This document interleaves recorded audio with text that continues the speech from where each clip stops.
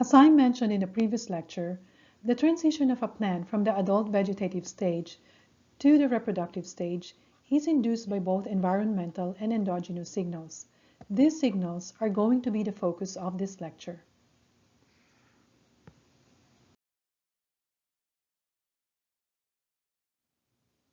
So what induces the plant to make that transition from the vegetative to the reproductive phase? This transition is facilitated by both environmental signals and endogenous cues.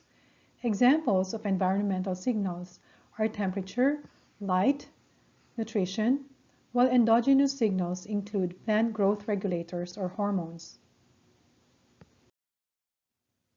Let's look more closely as to how different environmental signals induce a plant to make the change from the vegetative to the reproductive phase. A good example of an environmental signal is light. Light has several properties including quality, intensity or quantity, and duration.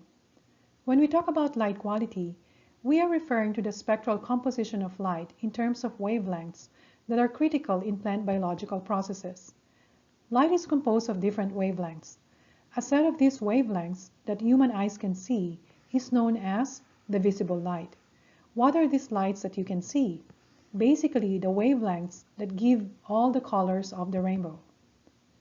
Now, within this visible light is what is known as photosynthetically active radiation, or PAR.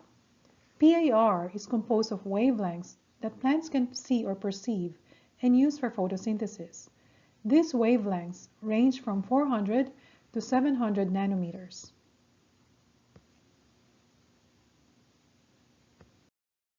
The question now is, how do plants see or perceive light? Plants sense or detect light with the use of photoreceptors. Photoreceptors are multifunctional proteins that serve as the eyes of the plants. Some examples of photoreceptors are cryptochromes, phototrophins, and phytochromes. Cryptochromes and phototrophins detect UVA and blue light at 450 nanometers, while phytochromes detects red light and far-red light at 660 and 730 nanometers respectively. Depending on where you are in the world, light quality can vary. Take for example the average light quality that Italy and Norway receive. Italy is located 46 degrees north, 11 degrees east, while Norway is located 69 degrees north and 18 degrees east.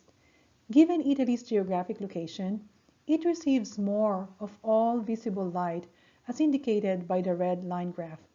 Compare this to the light quality in Norway, which is indicated by the blue line graph.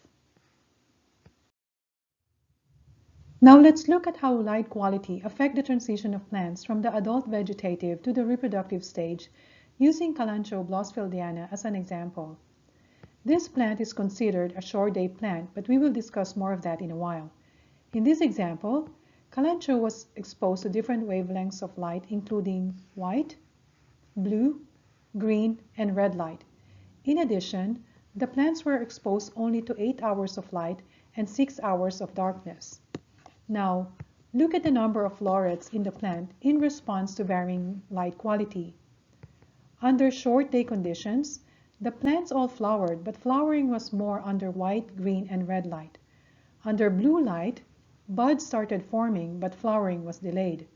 This indicates that Kalanchoe requires white, green, and/or red light to transition from the vegetative to the reproductive phase. Another property of light is duration, which can be expressed in day length. Technically, day length refers to the recurring cycle of light and dark periods within a 24-hour cycle. The ratio of uninterrupted periods of light and dark can vary depending on geographic location or time of year. Plants react physiologically to relative length of daylight or darkness in a process called photoperiodism. Photoperiodism is often measured in terms of flowering. Let's look at an actual example of how day length affects the transition of plants from the vegetative to the reproductive stage. What we have here is an ornamental plant known as Crowea fraseri. Plants were grown under 16 hours of light and 8 hours of darkness, or 8 hours of light and 16 hours of darkness at 21 degrees Celsius. Plants maintained under 16 hours of light and 8 hours of darkness flowered after 56 days, while those maintained under 8 hours of light and 16 hours of dark remained at the vegetative phase for more than 4 months at 21 degrees Celsius. So what does this tell us? It tells us that Cruea fraseri requires longer hours under lighted condition to make the transition from the vegetative to the reproductive stage. Plants that require more than 12 hours of light or less than 12 hours of darkness to produce flowers are called long day plants. Let's look at another example. This time, it's the ornamental hybrid derived from process between Leschenoltia formosa and Leschenoltia biloba. In this case, the hybrid plants were either maintained at 10 hours of light and 14 hours of darkness, or 16 hours of light and 8 hours of darkness. Hybrid plants remained at vegetative phase when maintained under 8 hours of light and 16 hours of darkness, but flowered when subjected to 10 hours of light and 8 hours of darkness. So what does this tell us? It tells us that the hybrid requires shorter hours of light and longer hours of darkness to transition from the vegetative to the reproductive phase. Plants that require more than or less than 12 hours of light and more than 12 hours of darkness to produce flowers, like the Leschenoltia hybrid, are called short day plants. Aside from quality and duration, intensity or quantity is another property of light that can signal plants to make the shift from the vegetative to the reproductive phase.